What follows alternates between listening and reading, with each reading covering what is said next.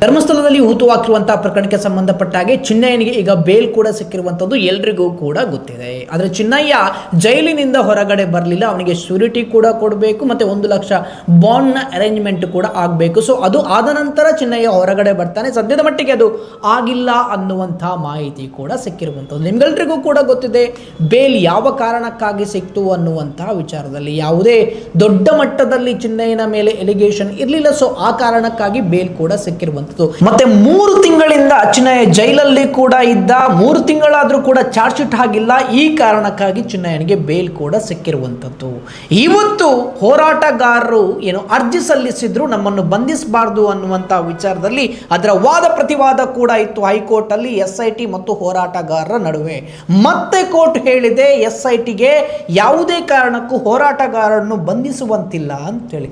SIT ಹೇಳಿದೆ ನಾವು ತನಿಖೆಯನ್ನು ಮಾಡ್ತಾ ಇದ್ದೀವಿ ಅನ್ನುವಂಥ ವಿಚಾರದಲ್ಲಿ. ಸೊ ಹಾಗಿರ್ಬೇಕಾದ್ರೆ ಮೊನ್ನೆ ಕಂಪ್ಲೇಂಟ್ ರಿಪೋರ್ಟ್ ಅನ್ನು ಕೂಡ ಕೊಟ್ಟಿದೆ, ತನಿಖೆ ಮುಂದುವರೆದಿದೆ ಅನ್ನುವಂಥದ್ದು ಇವತ್ತಿನ ವಾದ ಪ್ರತಿವಾದದಲ್ಲಿ ಸ್ಪಷ್ಟವಾಗಿ ಗೊತ್ತಾಗಿರುವಂಥದ್ದು. ಸೊ ಹೀಗಿರಬೇಕಾದ್ರೆ ಹೋರಾಟಗಾರರನ್ನು ಯಾವುದೇ ಕಾರಣಕ್ಕೂ ಬಂಧಿಸುವಂತಿಲ್ಲ ಅಂತೇಳಿ ಮತ್ತೊಮ್ಮೆ ಕೋರ್ಟ್ ಹೇಳಿರುವಂಥದ್ದು.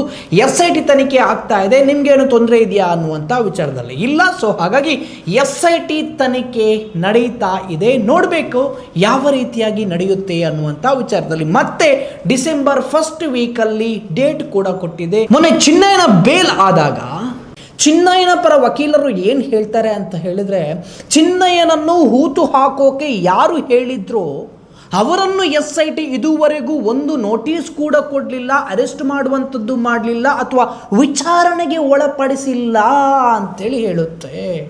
ಚಿನ್ನಯ್ಯನನ್ನು ಹೂತು ಹಾಕೋಕೆ ಯಾರು ಹೇಳಿದರೋ ಅವರ ಹೆಸರನ್ನು 183 ಹೇಳಿಕೆಯನ್ನು ಕೊಟ್ಟಿದ್ದ ಕೋರ್ಟಲ್ಲಿ ಚಿನ್ನಯ್ಯ ಅವಾಗ ಹೇಳಿದ್ದಾನೆ. ಸರಿಸುಮಾರು 40 ಹೆಸರುಗಳನ್ನು ಕೂಡ ಹೇಳಿದ್ದಾನೆ. ಅವರಿಗೆ ನೋಟಿಸನ್ನು ಕೊಡಲಿಲ್ಲ, ಅವರ ವಿಚಾರಣೆಯನ್ನು SIT ಮಾಡಿಲ್ಲ ಅಂತೇಳಿ ಚಿನ್ನಯ್ಯನ ಪರ ವಕೀಲರು ಹೇಳ್ತಾರೆ. ಹಾಗಾದರೆ ಯಾಕೆ ಮಾಡಿಲ್ಲ? ವಿಚ್ ಮೀನ್ಸ್ ಚಿನ್ನಯ್ಯ ಹೂತು ಹಾಕಿದ್ದು ಸತ್ಯ ಅಂತೇಳಿ ಇಲ್ಲಿ ಪ್ರೂವ್ ಆಗುತ್ತೆ.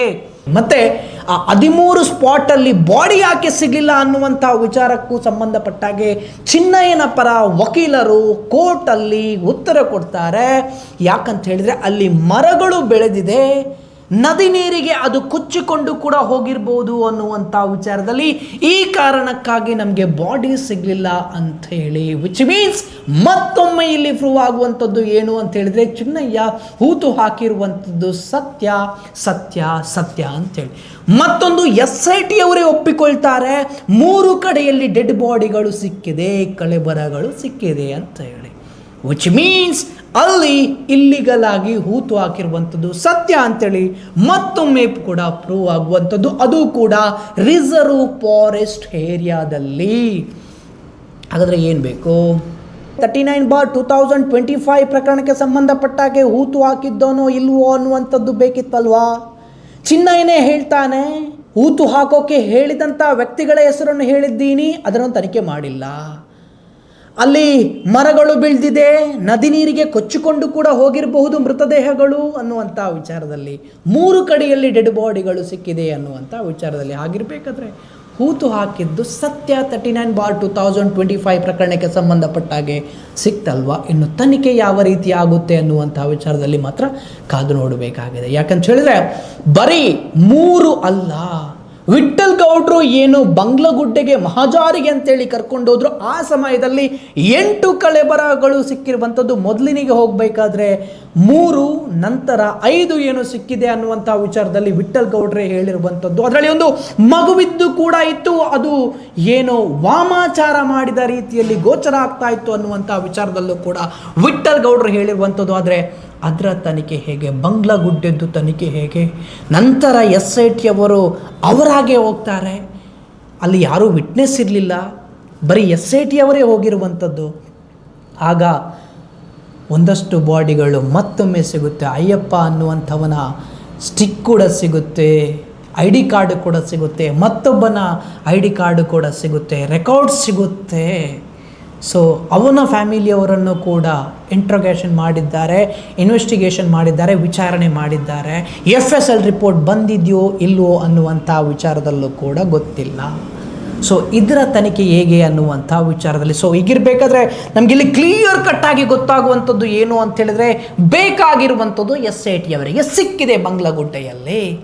ವಾಮಾಚಾರ ನಿಜವಾಗ್ಲೂ ನಡೆದಿದ್ಯಾ ಇಲ್ಲಿ ಅನ್ನುವಂಥ ವಿಚಾರದಲ್ಲಿ ಬಂಗ್ಲಗುಡ್ಡೆಯ ರಹಸ್ಯ ಏನು, ಬಂಗ್ಲಗುಡ್ಡೆಯಲ್ಲಿ ಏನೇನೆಲ್ಲ ನಡೀತಾ ಇತ್ತು, ಅದು ಯಾರೂ ಹೋಗದಂಥ ಪ್ಲೇಸ್, ತುದಿಯ ಬಂಗ್ಲಗುಡ್ಡೆಯಲ್ಲಿ ಎಷ್ಟು ತಲೆಬುರುಡೆ ಸಿಗುತ್ತೆ, ಅದು ಮಗುವಿಂದು ಕೂಡ ಇತ್ತು ಅನ್ನುವಂಥ ವಿಚಾರದಲ್ಲಿ ವಿಠ್ಠಗೌಡರು ಹೇಳ್ತಾರೆ ಅಂತ ಹೇಳಿದ್ರೆ ಯಾಕೆ ಮಗುವಿಂದು ಸಿಗೋಕೆ ಸಾಧ್ಯ? ಇದಕ್ಕೆ ಕನ್ಕ್ಲೂಷನ್ ಬೇಕಲ್ವಾ? ಇದು ಹಾಗಾದರೆ ಯಾರ ಷಡ್ಯಂತ್ರ? ಈ ತನಿಖೆಯನ್ನು ಮಾಡಬಾರ್ದು ಅನ್ನುವಂಥ ವಿಚಾರದಲ್ಲಿ ತಡೆ ಹಿಡಿತಾ ಇರುವಂಥದ್ದು ಯಾರು? 1000 DKಶಿಗಳು ಇದರ ಹಿಂದೆ ಇದ್ದಾರಾ ಅನ್ನುವಂಥ ಪ್ರಶ್ನೆ ಕೂಡ ಮೂಡುವಂಥದ್ದು. ಈಗ ಒಂದಷ್ಟು ಜನ ಹೇಳ್ತಾ ಇದ್ರು ಇಲ್ಲಿ ಷಡ್ಯಂತ್ರ ನಡೆದಿದೆ, ಫಾರಿನ್ ಫಂಡ್ ಬಂದಿದೆ, ಅದು ಇದು ಅನ್ನುವಂಥ ವಿಚಾರದಲ್ಲಿ ಏನಾದರೂ ಪ್ರೂವ್ ಮಾಡ್ಲಿಕ್ಕೆ ಆಯ್ತಾರೆ? ಒಂದೇ ಒಂದು ರೀತಿಯಲ್ಲಿ ಫಾರಿನ್ ಫಂಡ್ ಬಂದಿದೆ, ಷಡ್ಯಂತ್ರ ನಡೆದಿದೆ, ಮತ್ತೊಂದಾಗಿದೆ ಅನ್ನುವಂಥ ವಿಚಾರದಲ್ಲಿ ಯಾವುದೇ ಕಾರಣಕ್ಕೂ ಕೂಡ ಪ್ರೂವ್ ಮಾಡೋಕ್ಕಾಗಿಲ್ಲ. ಹಾಗಾದರೆ ಬುರುಡೆ ಮೀಡಿಯಾಗಳು ಇದಕ್ಕೆ ಉತ್ತರ ಕೊಡಬೇಕಲ್ವೇ? ಚಿನ್ನಯ್ಯನಿಗೆ ಬೇಲ್ ಕೊಡಬೇಕಾದ್ರೆ ಮತ್ತೊಂದು ಕಂಡೀಷನ್ ಅನ್ನು ಕೂಡ ಹಾಕ್ತಾರೆ. ನಾರ್ಮಲ್ ಆಗಿ ರೆಗ್ಯುಲರ್ ಆಗಿ ಕಂಡೀಷನ್ ಇದ್ದೇ ಇರುತ್ತೆ, ಸಾಕ್ಷಿ ನಾಶ ಮಾಡಬಾರ್ದು, ಮತ್ತೊಂದು ಮಾಡಬಾರ್ದು, ಅಥವಾ ಹೊರ ಜಿಲ್ಲೆಗೆ ಹೋಗಬಾರ್ದು ಅನ್ನುವಂಥ ವಿಚಾರದಲ್ಲಿ.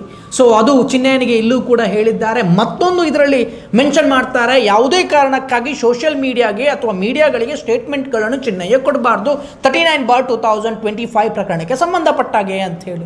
SITಯ ಪರವರ ವಕೀಲರು ವಾದ ಮಾಡ್ತಾರೆ, ಅವನು ಹೊರಗಡೆ ಬಂದರೆ ಓಡಿ ಹೋಗ್ತಾನೆ ಅಥವಾ ಸ್ಟೇಟ್ಮೆಂಟ್ಗಳನ್ನು ಕೊಡ್ತಾನೆ, ಇದು ತುಂಬ ಸೆನ್ಸಿಟಿವ್ ಪ್ರಕರಣ, ಸೊ ಹಾಗಾಗಿ ಅವನಿಗೆ ಬೇಲ್ ಕೊಡಬಾರ್ದು ಅನ್ನುವಂಥ ವಿಚಾರದಲ್ಲಿ. ಸೊ ಈ ಕಾರಣಕ್ಕಾಗಿ ಈ ಕಂಡೀಷನ್ ಅನ್ನು ಕೂಡ ಹಾಕುತ್ತೆ ಕೋರ್ಟ್. ಸೊ ಒಂದು ವೇಳೆ ಚಿನ್ನಯ್ಯ ಮೀಡಿಯಾಗಳಿಗೆ ಹೋಗ್ತಾ ಇದ್ರೆ ಖಂಡಿತವಾಗ್ಲೂ ಸೋಷಿಯಲ್ ಮೀಡಿಯಾ ಅಥವಾ ಯೂಟ್ಯೂಬರ್ಸ್ಗಳಿಗೆ ಅವನು ಸಿಗ್ತಾ ಇರಲಿಲ್ಲ, ಡೈರೆಕ್ಟ್ ಆಗಿ ನನ್ನ ಪ್ರಕಾರ ಮೀಡಿಯಾಗಳಿಗೇ ಹೋಗ್ತಾ ಇದ್ದ. ಖಂಡಿತವಾಗ್ಲೂ ಮೀಡಿಯಾದವರು ಕೂರಿಸ್ತಾ ಇದ್ರು. ಚಿನ್ನಯ್ಯನಿಗೆ ಮತ್ತಷ್ಟು ಸಂಕಷ್ಟ ಕೂಡ ಎದುರಾಗ್ತಾ ಇತ್ತು. ಒಂದು ವೇಳೆ ಅವನು ಮೀಡಿಯಾಕ್ಕೆ ಹೋಗಿದ್ರೆ ಬೇಲ್ ಕಂಡೀಷನಲ್ಲಿ ಈಗ ಹಾಕಿದ್ದಾರೆ, ಆ ಕಾರಣಕ್ಕಾಗಿ ಖಂಡಿತ ಅವನು ಹೋಗೋದಿಲ್ಲ. ಒಂದು ವೇಳೆ ಅವನು ಬೇಲ್ ಕಂಡೀಷನಲ್ಲಿ ಚಿನ್ನಯ್ಯನಿಗೆ ಮೀಡಿಯಾ ಸ್ಟೇಟ್ಮೆಂಟ್ ಕೊಡಬಾರ್ದು ಅಂತೇಳಿ ಏನಾದರೂ ಕಂಡೀಷನ್ ಹಾಕಿಲ್ಲ ಅಂತ ಹೇಳಿದರೆ ಮೀಡಿಯಾಕ್ಕೆ ಹೋಗಿ ಚಿನ್ನಯ್ಯ ಕೂತ್ಕೊಂಡಿದ್ರೆ ಖಂಡಿತವಾಗ್ಲೂ ಮತ್ತೊಂದಷ್ಟು ಸಂಕಷ್ಟ ಎದುರಾಗ್ತಾ ಇತ್ತು. ಯಾಕೆಂತ ಹೇಳಿದ್ರೆ ಸುಳ್ಳುಗಳ ಮೇಲೆ ಸುಳ್ಳುಗಳನ್ನು ಹೇಳಿಸ್ತಾ ಇದ್ರು ಈ ಮೀಡಿಯಾಗಳು. ಹೀಗೆ ಹೇಳಬೇಕು ಹಾಗೆ ಹೇಳಬೇಕು ಅನ್ನುವಂಥ ವಿಚಾರದಲ್ಲಿ ಬುರುಡೆ ಮೀಡಿಯಾಗಳು ಕೂಡ ಹೇಳಿಸ್ತಾ ಇದ್ರು. ಸೊ ನಂತರದಲ್ಲಿ ಮತ್ತೊಮ್ಮೆ ಕೋರ್ಟಿಗೆ ಬಂದಾಗ ಈ ಸುಳ್ಳುಗಳನ್ನು ಸತ್ಯವನ್ನಾಗಿ ಮಾಡೋಕೆ ಮತ್ತೆ ಸುಳ್ಳು ಹೇಳಿ ಮತ್ತೆ ಸಿಲುಕಿ ಹಾಕಿಕೊಳ್ತಾ ಇದ್ದ ಚಿನ್ನಯ್ಯ. ಸೊ ಒಂದು ವೇಳೆ ಚಿನ್ನಯ್ಯ ಮತ್ತೊಮ್ಮೆ ಬಂದು ಉಲ್ಟಾ ಹೊಡೆಯೋಕೆ ಸುಳ್ಳು ಮೇಲೆ ಸುಳ್ಳು ಷಡ್ಯಂತ್ರ ನಡೆದಿದೆ ನನಗೆ ಹೇಳಿಸಿದ್ರು ಅಂಥೇಳಿ ಏನಾದರೂ ನಾನು ಹೂತು ಹಾಕೇ ಇಲ್ಲ ಅಂತೇಳಿ ಹೇಳಿದರೆ ಖಂಡಿತ ಸಿಕ್ಕಾಕೊಳ್ತಾನೆ ಚಿನ್ನಯ್ಯ ಯಾಕೆ ಉಲ್ಟಾ ಹೊಡೆದ? ಹಾಗಾದರೆ 3 ಕಡೆಯಲ್ಲಿ ಬಾಡಿ ಸಿಗುತ್ತೆ. ಚಿನ್ನಯ್ಯ ಕೋರ್ಟಲ್ಲೇ ಹೇಳ್ತಾನೆ, ನನ್ನನ್ನು ಊತು ಹಾಕೋಕೆ ಹೇಳಿದಂಥ ವ್ಯಕ್ತಿಗಳ ಹೆಸರನ್ನು ಹೇಳಿದ್ದೀನಿ, ಅವರ ತನಿಖೆಯನ್ನು ಮಾಡಿಲ್ಲ, ಅಲ್ಲಿ ಮರಗಳು ಬೆಳೆದಿದೆ, ನದಿ ನೀರಿಗೆ ಕೊಚ್ಚಿಕೊಂಡು ಹೋಗುತ್ತೆ ಅನ್ನುವಂಥ ವಿಚಾರದಲ್ಲಿ ಹೇಳಿದ್ದಂಥ ಚಿನ್ನಯ್ಯ ಮತ್ತೊಮ್ಮೆ ಕೋರ್ಟಲ್ಲಿ ಹೇಳ್ತಾ ಇದ್ದಾನೆ. ಹಾಗಾದರೆ ಚಿನ್ನಯ್ಯ ಉಲ್ಟಾ ಹೊಡೆಯೋಕೆ ಕಾರಣ ಏನು? ಇದರ ತನಿಖೆ ಆಗಬೇಕಲ್ವಾ? ಮಹೇಶ್ ತಿಮ್ಮರೋಡಿ ಅವರೇ ಹೇಳ್ತಾ ಇದ್ರು ಜುಡಿಷಿಯರ್ ತನಿಖೆ ಮಾಡಿಸ್ತೇವೆ ಇದರ ಬಗ್ಗೆ ಅಂತೇಳಿ. ಖಂಡಿತವಾಗ್ಲೂ ಆಗಲೇಬೇಕು. ಚಿನ್ನಯ್ಯ ಯಾವ ಕಾರಣಕ್ಕೆ ಉಲ್ಟಾ ಹೊಡೆದ ಅಂತೇಳಿ ನಾವು ಗಮನಿಸಬೇಕು. ಏನು ಅಂತ ಹೇಳಿದ್ರೆ 2012ರಲ್ಲಿ ಸಂತೋಷ್ ರಾವ್ ನೀನು ರೇಪ್ ಮಾಡಿದ್ದಿ ಅನ್ನುವಂಥ ವಿಚಾರದಲ್ಲಿ ಒಪ್ಕೊಳ್ಬೇಕು ಅನ್ನುವಂಥದ್ರಲ್ಲಿ ಪೊಲೀಸ್ ಸ್ಟೇಷನ್ಗೆ ಹೋದ ನಂತರ ಯಾವ ರೀತಿಯಾಗಿ ಆ ಕೇಸ್ ಆಯಿತು? ಹಾಗಾದರೆ ವಿಟ್ನೆಸ್ ಪ್ರೊಟೆಕ್ಷನಲ್ಲಿ ಇದ್ದಂಥ ಚಿನ್ನಯ್ಯ SITಗೆ ಹೋದ ನಂತರ ಯಾಕೆ ಚೇಂಜ್ ಆದ? ಇದರ ತನಿಖೆ ಕೂಡ ಆಗಬೇಕಲ್ಲ. ಇದು 2012 ಇದು 2025. ಯೋಚನೆ ಮಾಡಿಕೊಳ್ಳಿ, ಯಾರೂ ಕೂಡ ಬಿಡೋರು ಇಲ್ಲ ಇದನ್ನು. ವೇದವಲ್ಲಿ ಪ್ರಕರಣ ಆದಂಥ ಸಮಯದಲ್ಲಿ ತನ್ನ ಗಂಡನನ್ನೇ ಒಳಗಡೆ ಹಾಕಿದ್ರು. ತನ್ನ ಗಂಡನೇ ಆರೋಪಿ ಅಂತೇಳಿ 2 ವರ್ಷಗಳ ಕಾಲ ಒಳಗಡೆ ಇದ್ದರು. ಪದ್ಮಲತಾ ಪ್ರಕರಣ ಆದಾಗ ಯಾರೋ ಒಬ್ಬ ಪಾಪದ ಹುಡುಗನನ್ನು, ವಸಂತ ಅನ್ನುವಂಥ ಹುಡುಗನನ್ನು ಆರೋಪಿಯನ್ನಾಗಿ ಮಾಡೋಕ್ಕೆ ನೋಡಿದರು. ಆನೆ ಮಾವುತನ ಕೇಸಲ್ಲಿ ಅಕ್ಕಿ ಪಿಕ್ಕಿಗಳನ್ನು ಆರೋಪಿಯನ್ನಾಗಿ ಮಾಡಿದರು. ಸೌಜನ್ಯ ಕೇಸಲ್ಲಿ ಸಂತೋಷವನ್ನು ಆರೋಪಿಯನ್ನಾಗಿ ಮಾಡಿದರು. SITಯಲ್ಲಿ ಹೋರಾಟಗಾರರನ್ನೇ ಆರೋಪಿಯನ್ನಾಗಿ ಮಾಡೋಕ್ಕೆ ನೋಡ್ತಾ ಇದ್ದಾರೆ ಅಂತ ಹೇಳಿದ್ರೆ say the pattern of this 1980s ಇಂದ ಏನು ನಡ್ಕೊಂಡು ಬಂದಿದೆ ಅದೇ ಈಗ ಮುಂದುವರಿಯುತ್ತಾ? ಒಂದು ವೇಳೆ ಮುಂದುವರಿದ್ರೆ ಜನ ಸುಮ್ಮನೆ ಇರ್ತಾರಾ? ಎಲ್ಲರೂ ಕೂಡ ತಿಳ್ಕೊಂಡಿದ್ದಾರೆ, ಎಲ್ರಿಗೂ ಕೂಡ ಅರಿವಾಗಿದೆ. ಎಷ್ಟು DKಶಿಗಳು ಇದರ ಹಿಂದೆ ಇದ್ದಾರೆ ಅಂತೇಳಿ ಕೂಡ ಗೊತ್ತಾಗಿದೆ. ಎಷ್ಟು ಬುರುಡೆ ಮೀಡಿಯಾಗಳು ಇದರ ಹಿಂದೆ ಕೆಲಸ ಮಾಡ್ತಾ ಇದೆ ಅಂತೇಳಿ ಕೂಡ ಗೊತ್ತಾಗಿದೆ. ಬಟ್ ಜನರು ಸುಮ್ಮನಿರೋದಿಲ್ಲ. ಸೊ ಹಾಗಾಗಿ SIT ಮೇಲೆ ಒಂದು ಭರವಸೆ ಇದೆ, ತಾರ್ಕಿಕ ಅಂತ್ಯ ಕೊಟ್ಟೇ ಕೊಡುತ್ತೆ. ಇದಕ್ಕೆ ಚಾರ್ಜ್ ಶೀಟಲ್ಲಿ ಒಂದಷ್ಟು ಅಂಶಗಳನ್ನು ಮೆನ್ಷನ್ ಮಾಡೇ ಮಾಡುತ್ತೆ. ಆ UDRಗೆ ಆಗಿರ್ಬೋದು, 74 ಕೇಸಿಗಳಿಗೆ ಆಗಿರ್ಬೋದು, ಅಥವಾ ಲಾಡ್ಜ್ಗಳಿಗೆ ಸಂಬಂಧಪಟ್ಟ ಆಗಿರ್ಬೋದು, ಬಂಗ್ಲಗುಡ್ಡಿಯ ರಹಸ್ಯವನ್ನು ಭೇದಿಸುತ್ತೆ. ಅಲ್ಲ, ನನಗೆ ಜೋಕ್ ಅನಿಸಿದ್ದು ಏನು ಅಂತ ಹೇಳಿದ್ರೆ 3992 ಏನೋ ಪೇಜ್ SIT ಅವರು ಕಂಪ್ಲೇಂಟ್ ರಿಪೋರ್ಟನ್ನು ಕೂಡ ಕೋರ್ಟಿಗೆ ಸಲ್ಲಿಸಿರುವಂಥದ್ದು. ವಕೀಲರಿಗೇ ಸರ್ಟಿಫೈಡ್ ಕಾಪಿ ಸಿಗಲಿಲ್ಲ. ವಕೀಲರು ಕೇಳಿದಾಗ ಜಡ್ಜಿ ಹೇಳಿರುವಂಥದ್ದು ಏನು ಅಂತ ಹೇಳಿದರೆ, ಇದನ್ನು ಕೊಡಲಿಕ್ಕೆ ಆಗೋದಿಲ್ಲ, ಅದು ಚಾರ್ಜ್ ಶೀಟ್, ಒಂದು ವೇಳೆ ಕೊಡೋಕೆ ಇದ್ದರೆ ಆಪ್ಷನ್ ಖಂಡಿತವಾಗ್ಲೂ ಕೊಡ್ತೀನಿ ಅನ್ನುವಂಥ ವಿಚಾರದಲ್ಲಿ.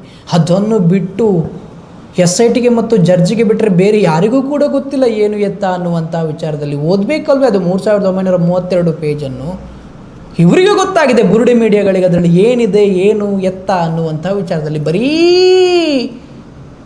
ಹೋರಾಟಗಾರರು ಬುರುಡೆ ಗ್ಯಾಂಗ್ ಅನ್ನುವಂಥ ವಿಚಾರದಲ್ಲಿ ಒಂದೊಂದು ಚೂರಾದರೂ ನಿಯತ್ ಅನ್ನುವಂಥದ್ದು ಇದೆಯೇನ್ರಿ ನಿಮಗೆ? ಬುರುಡೆ ಮಾಧ್ಯಮಗಳೇ ಈ ರೀತಿಯಾಗಿ ಬುರುಡೆ ಬಿಡ್ತಿರಲ್ವ? ನಾಚಿಕೆ ಅನ್ನೋದು ಆಗೋದಿಲ್ವ ನಿಮಗೆ? ಆಯ್ತಪ್ಪ, ವಿಠ್ಠಲ್ ಗೌಡರು ಬುರುಡೆ ತಂದಿದ್ರು, ನಂತರದಲ್ಲಿ ಏನು ಮಾಡಿದ್ರು ಆ ಬುರುಡೆಯನ್ನು? ತನಿಖೆ ಆಗಬೇಕು ಅನ್ನುವಂಥ ವಿಚಾರದಲ್ಲಿ, FIR ಆಗಬೇಕು ಅನ್ನುವಂಥ ವಿಚಾರದಲ್ಲಿ ಅವರು ಕೋರ್ಟಿಗೆ ಹೋದರೆ ಹೊರತು ಆ ಬುರುಡೆಯನ್ನು ಇಟ್ಕೊಂಡು ಏನಾದರೂ ಮಾಡಿದ್ರೆ ಸ್ವಾಮಿ, ಅದು ಬುರುಡೆ ಬಂಗ್ಲಗುಡ್ಡಿಯಲ್ಲೂ ಕೂಡ ಇದ್ದಿರುವಂಥದ್ದು ಸತ್ಯ, ತುದಿಯಿಂದ ತಂದಿರುವಂಥದ್ದು ಕೂಡ ಸತ್ಯ.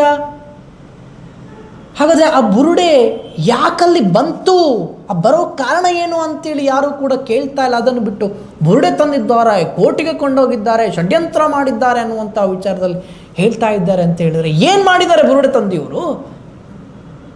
FIR ಆಗಬೇಕು, ತನಿಖೆ ಆಗಬೇಕು, ಅದು ಹೇಗೆ ಬಂತು ಅಲ್ಲಿ ಬುರುಡೆ, ಇಷ್ಟು ಬುರುಡೆಗಳು ಬೀಳೋ ಕಾರಣ ಏನು ಅನ್ನುವಂಥ ವಿಚಾರದಲ್ಲಿ ಅದನ್ನು ಇವರು ಬಿಂಬಿಸಿ ಷಡ್ಯಂತ್ರ ಅಂತೇಳಿ ನಿರಂತರವಾಗಿ ಇನ್ವೆಸ್ಟಿಗೇಷನ್ ಮಾಡಿದ್ರಲ್ವ ನೀವು ಹೋರಾಟಗಾರರನ್ನೇ. ಏನು ಸೂಚಿಸುತ್ತೆ ಇದು? ಮಹೇಶ್ ಶೆಟ್ಟಿ ತಿಮ್ಮರೋಡಿ ಅವರು ಹೇಳಿದ ಪ್ರಕಾರ ಜುಡಿಷಿಯಲ್ ಎನ್ಕ್ವೈರಿ ಆಗುತ್ತೆ.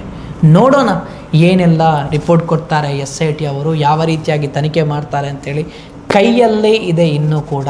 ಸೊ ಹಾಗಾಗಿ ನಾನು ಹೇಳುವಂಥದ್ದು, ಕೈ ಮುಗಿದು ಹೇಳುವಂಥದ್ದು, ಪದ್ಮಲತಾ, ವೇದವಲ್ಲಿ, ಸೌಜನ್ಯ, ಆನೆಯ ಮೌತ ಕೇಸಲ್ಲಿ ಏನಾಗಿದೆ, ದಯಮಾಡಿ ಅದನ್ನು ಮಾಡೋಕೆ ಹೋಗಬೇಡಿ. ಜನರು ಈಗಲೇ ಬೇಸತ್ತಿದ್ದಾರೆ. ಕೈ ಮುಗಿದು ಬೇಡುವಂಥದ್ದು, ಜನರ ಪೇಷನ್ಸನ್ನು ಟೆಸ್ಟ್ ಮಾಡೋಕೆ ಹೋಗಬೇಡಿ. ಯಾವುದೋ ಒಂದು ಫ್ಯಾಮಿಲಿಯನ್ನು ಬಚಾವ್ ಮಾಡೋಕ್ಕೋಸ್ಕರ ಜನರ ಜೊತೆ ಆಟವನ್ನು ಆಡಬೇಡಿ. ಕಣ್ಣಲ್ಲಿ ಕಣ್ಣಿಟ್ಟು ನೋಡ್ತಾ ಇದ್ದಾರೆ ಈ ಪ್ರಕರಣವನ್ನು. ಪ್ರತಿಯೊಬ್ಬರಿಗೂ ಕೂಡ ಅರ್ಥ ಆಗಿದೆ, ಇಲ್ಲಿ ಭೂ ಮಾಫಿಯಾ ನಡೆದಿದೆ, ಇಲ್ಲಿ ಬಡ್ಡಿ ದಂಧೆ ನಡೀತಾ ಇದೆ, ಇಲ್ಲಿ ಹೂತು ಹಾಕಿರುವಂಥದ್ದು, ಜನಗಳಿಗೆ ಚಿತ್ರಹಿಂಸೆ ಕೊಟ್ಟಿರುವಂಥದ್ದು ನಡೆದಿದೆ ಅನ್ನುವಂಥ ವಿಚಾರದಲ್ಲಿ ಪ್ರತಿಯೊಬ್ಬರಿಗೂ ಕೂಡ ಅರ್ಥ ಆಗಿದೆ. ಇದಕ್ಕೆ ಅಂತ್ಯ ಬೇಕು ಸ್ವಾಮಿ. ಸ್ವತಂತ್ರ ಸಿಕ್ಕಿದೆ ನಮಗೆ, ಪ್ರಜಾಪ್ರಭುತ್ವ ದೇಶದಲ್ಲಿ ಬದುಕ್ತಾ ಇದ್ವಿ ನಾವು, ರಾಜ್ಯ ಆಡಳಿತದಲ್ಲಿ ಅಲ್ಲ, ಪ್ರಜೆಗಳೇ ಪ್ರಭುಗಳು. ಸೊ ಹಾಗಾಗಿ ಈ ಪ್ರಜೆಗಳ ದುಡ್ಡು ತಿನ್ನುವವರು ನೀವುಗಳು, ದಯಮಾಡಿ ಆ ಒಂದು ದುಡ್ಡಿಗೆ, ಆ ಒಂದು ಸಂಬಳಕ್ಕೆ ಸರಿಯಾಗಿ ಕೆಲಸ ಮಾಡಿ ಅಂಥೇಳಿ ಕೇಳ್ಕೊಳ್ತೀನಿ.